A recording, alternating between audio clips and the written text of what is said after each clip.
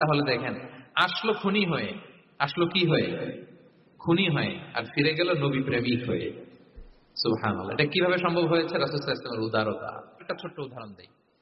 সুমামা ইবনে উসাল রাদিয়াল্লাহু তাআলা আনহু, উনি ইয়ামামার অধিপতি ছিলেন।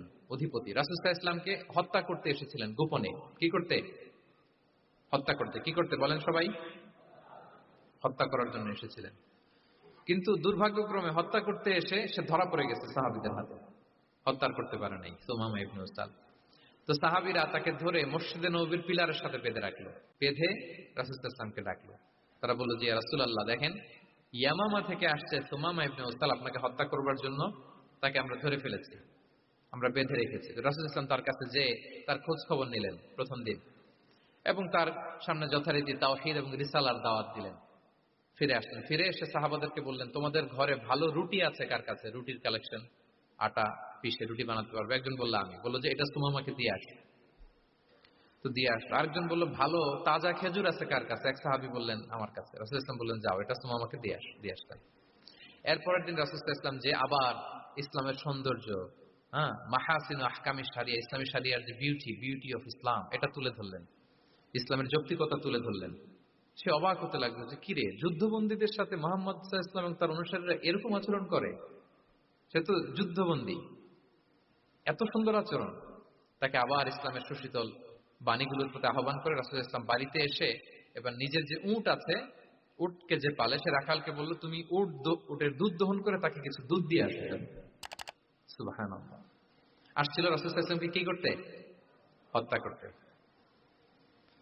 তো তাকে ওটার গরম দুধ দিয়ে আসা হলো, সে পেট ভরে খেলো। তৃতীয় দিন এবার রাসূল সাল্লাল্লাহু আলাইহি ওয়াসাল্লাম যে ইসলামের যে ভবিষ্যৎ, ইসলাম মানলে যে জান্নাতে থাকা যাবে, এগুলো সব বললেন, এবং তাকে আরো অনেক মেহমানদারি করলেন, আপ্যায়ন করলেন।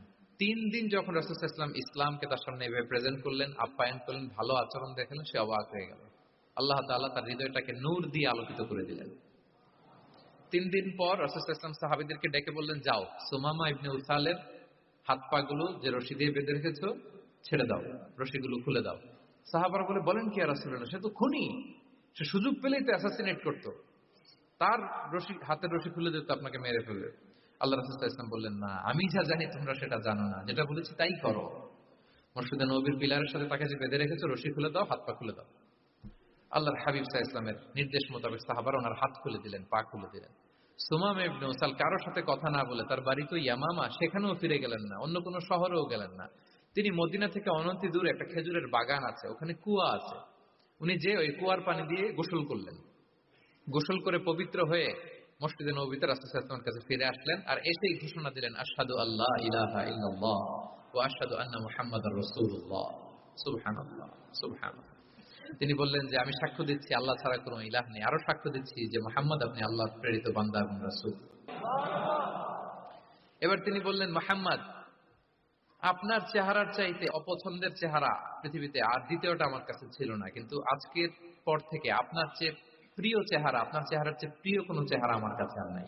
ইসলামের চেয়ে অপছন্দনীয় ধর্ম আমার কাছে আর ছিল না, কিন্তু আজ থেকে ইসলামের চেয়ে পছন্দনীয় কোনো ধর্ম আমার কাছে নাই। মদিনার চেয়ে অপছন্দের শহর আমার কাছে ছিল না, তো আজ থেকে মদিনার চেয়ে কোনো প্রিয় শহর আমার কাছে না নাই। সুবহানাল্লাহ।